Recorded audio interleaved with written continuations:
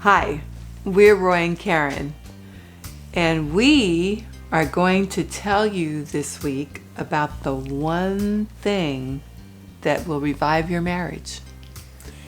But before we can get to that secret, we have some people to thank. Look up there. There's a whole bunch of them this week. I got to read them. This is so long. It's Ronnie Delaplane. Again, thank you, buddy. Pauline. Pauline's been with us since we drove that U-Haul truck all the way from Texas. Actually, Nina has too. Thank you, guys. Todd and Cecile. Oh my goodness, again, thank you. And Laura GB. I mean, should I be speechless again? Yeah. You guys are awesome. Also, a bunch of you have been going to Amazon and using our link that I'm putting right down here. Thank you so much. Again, go to Amazon, click the link, buy whatever you want. Don't buy what's in the store unless you want it. And then we get a commission on whatever your normal purchases are. Thank you. So here's what this is all about. We had been on an RV trip, and I was reading a book. I was reading a Dean Koontz book.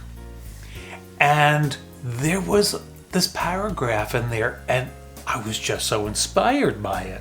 I'm going to read it out loud, but I'm also going to put it here so you guys can read along. Love was a sacred garment, woven of fabric so thin it could not be seen, yet so strong that even mighty death could not tear it. A garment that could not be freed by use, that brought warmth into what would otherwise be an intolerably cold world. But at times, love could also be as heavy as chainmail. And that really did describe all the different facets of love. So thin you can't see it, but so heavy it can be burdensome. And it made me think of our relationship, Roy and Karen 1.0 and Roy and Karen 2.0, and how drastically different those two relationships were and are. What was our problem? Well, in the Bible it says in 1 Corinthians 7:28, those who marry will face many troubles in this life. Boy, oh boy, is that not the truth. Both our parents were divorced, and they didn't give us the tools that we needed to have a good marriage.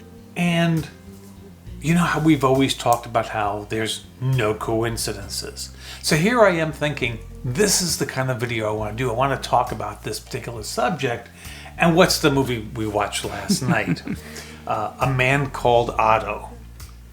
And by the time we were done with that, we were just looking at each other going, oh my God, I love you so much. I can't imagine not being with you. And we were just so touched by it.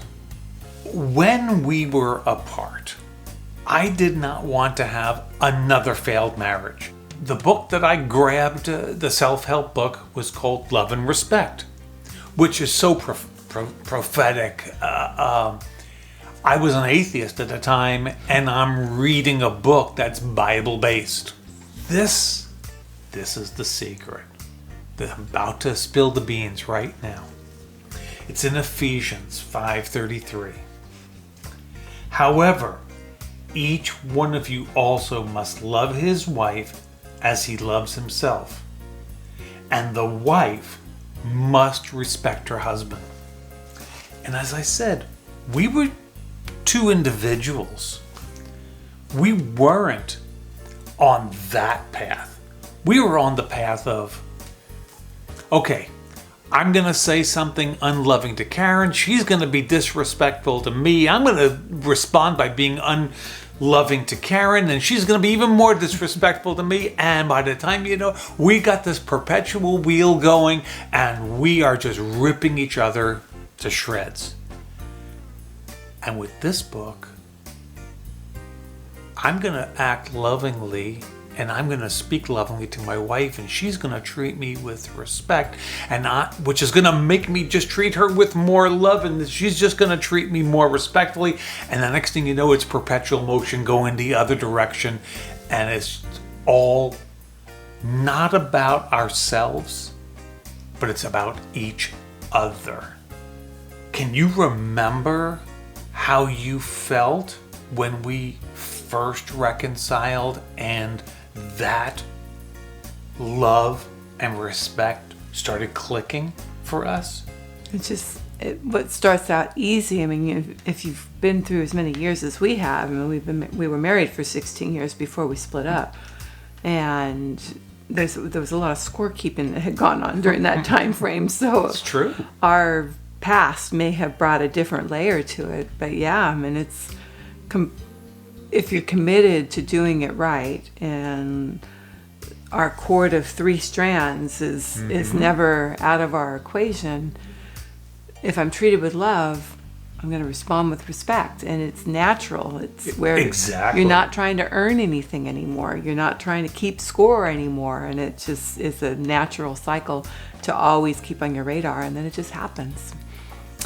And when unthinking kind of words will come out of my mouth, but now it's followed by, oops, I'm sorry, honey, didn't mean to talk to you like that. And it comes quick and it comes easy, and so it makes it easier for Karen to forgive, move forward, and not move back into old patterns of disrespect.